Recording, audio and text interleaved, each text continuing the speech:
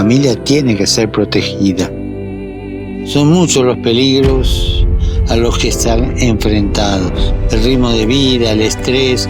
A veces los padres se olvidan de jugar con sus hijos. La iglesia tiene que animar y estar al lado de la familia, ayudándolas a descubrir caminos que le permitan superar todas las dificultades. Recemos para que las familias en el mundo de hoy sean acompañadas con amor, respeto y consejo, y de modo especial sean protegidas por los estados.